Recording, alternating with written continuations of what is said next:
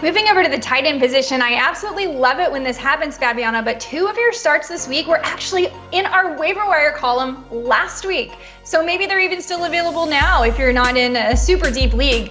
Give them to us. If I'm in a league where Dalton Kincaid is still available, I should probably find a better league. I got to be honest with you right now. He's had 2 huge games in a row. Last week, he had 17.5 points. He's got the Bengals this week. They've allowed the second most fantasy points at tight ends.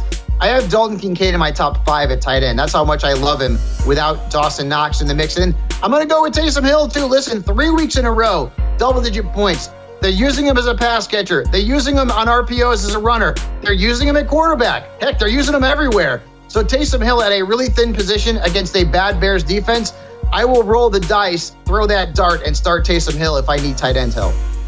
Okay, I'm really interested in your sit tight ends because as we know, it's always tricky to start tight end no matter what.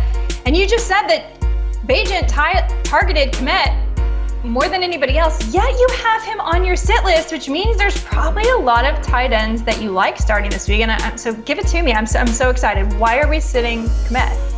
Kmet is still in my top 15 at tight end. Okay. There are just options that I like better at the position. And the Saints defense, they've allowed an average of fewer than 9 points per game to tight ends this year.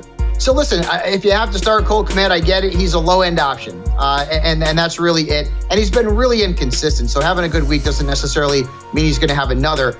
And then Tyler Higbee, who is like living on this sit-em list at tight end. Last week, he actually wasn't terrible. He had around 9 points, but that's kind of his ceiling right now. He's got the Packers this week.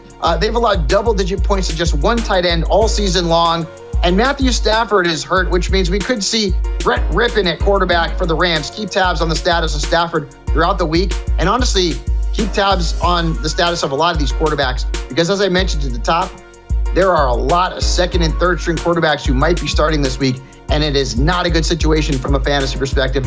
That's why I have Sam Howell as a sit-em and my QB12. I get it. It's confusing. Trust me, I'm a little bit confused when it comes to the quarterbacks this week as well.